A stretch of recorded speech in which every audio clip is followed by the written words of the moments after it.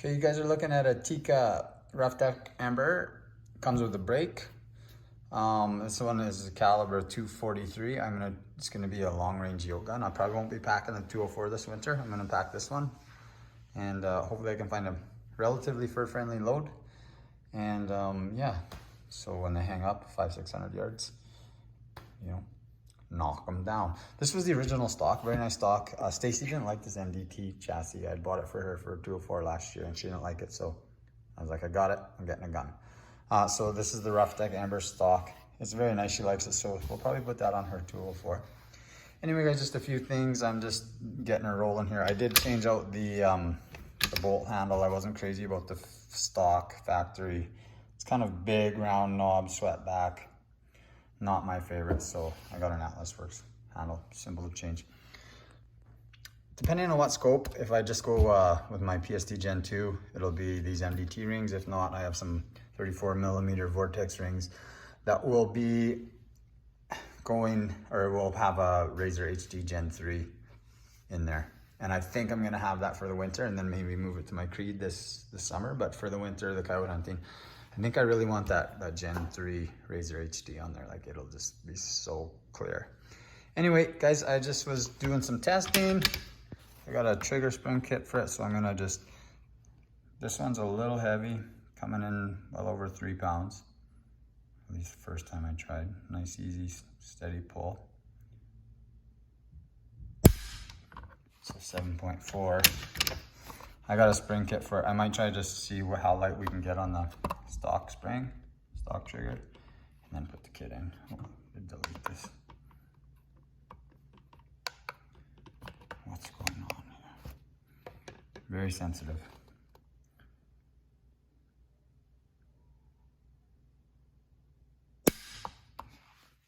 So yeah, that's definitely heavy for me. I'm gonna do a little work on the trigger here, guys, and I'll show you the results after. So here's the trigger spring kit. And I could throw this in my Socko too, but my Socko has got a set trigger for 8 ounces, so it really doesn't need it. Here's a look at the factory spring. So I'm gonna go with the gold, that's the ultralight, and we're gonna see what it's like. I'm not even gonna mess with the factory spring. Just for ease of putting rifle back together, putting trigger back in, everything. I know I'm gonna end up with this gold one anyway, so I'm just gonna slam it in there and see where we're at. There's just a little plunger in here. Take note of that when you pull it, your set screw. You have to pull this one out to get your set screw out. And yeah, I'll put this gold one in and see how light we are. So guys, I can assure you, this gold spring, this trigger is light.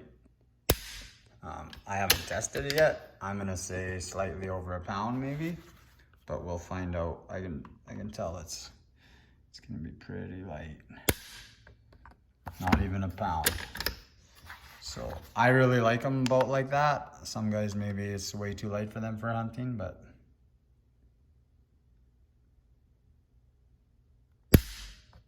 I might have pulled a little fast on that last one. I'll pull a little more slow and controlled.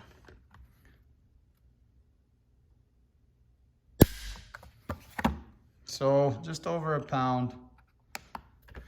Super nice. I'm gonna take it outside and we'll feed it and cycle it. And then that'll be it for this video. And you guys, when I get a scope on it, you'll see a little more of it. Very nice trigger. And that's a simple $25 upgrade on your stock Tikka trigger, right? Okay guys, I'll go cycle it. We'll see how that looks. And then we'll see you in a few months. So guys, I don't like doing feed. I don't ever like even putting a shell in a gun inside a house. So I'm outside here now, especially with trigger modifications and making as light as I did. Not a chance. So I'm out here, pointed in absolutely safe direction. So this is a 308 MDT magazine. Pops right in there. I love how Tikkas feed. I absolutely love it. I love how smooth they are. I love they don't spit up. They spit directly out. So I'll try and catch that for you guys a little bit. Feed's nice.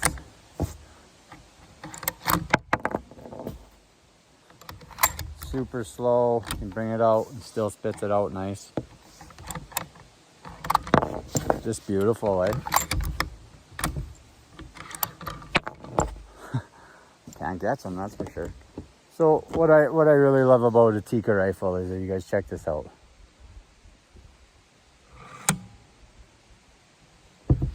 Just so smooth, right?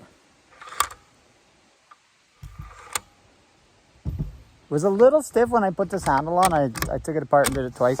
Anyways, I'm super excited with the brake on here to try this. What kind of recoil? I know it's a 243. I know it's going to be minimal, but just to see what it's like. So I'll set up the camera and try and get a slow motion of kind of recoil. I don't even have a scope on it, but I'm just going to blast the dirt over there just to get a feel for it. I cannot wait to get that Razor HD Gen 3 here and get her on here and get her sighted in. But also, guys, one last thing. When I do get it all set up, I'm going to do accuracy test with the MDT chassis versus the stock Roughtech Ember stock. I just switch it back and forth. It takes 2 seconds. It won't be like it'll just be a group size, because when I do switch it over, there'll probably, my point of impact probably move a little bit. So it won't be a bullseye test, but it'll be just an accuracy test. So awesome, guys. I'm gonna just let one rip here, and hopefully the scope comes in. You guys see a little bit more about this rifle soon.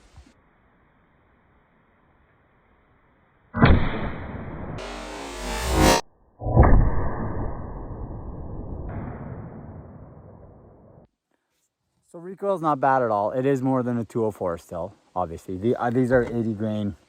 I picked up a box of 80 grain outfitter ammunition. I don't know about, I really want to find a load that's fur friendly. More than a 204, but still absolutely minimal. Why I want the brake and the recoil as little as possible. I want to run on an FTS. You want to see that impact through the scope, right, of your kill shot. So not bad at all, guys. Awesome, guys. We'll see you in a while. Hope you're liking the new rig. Try this with your rifle.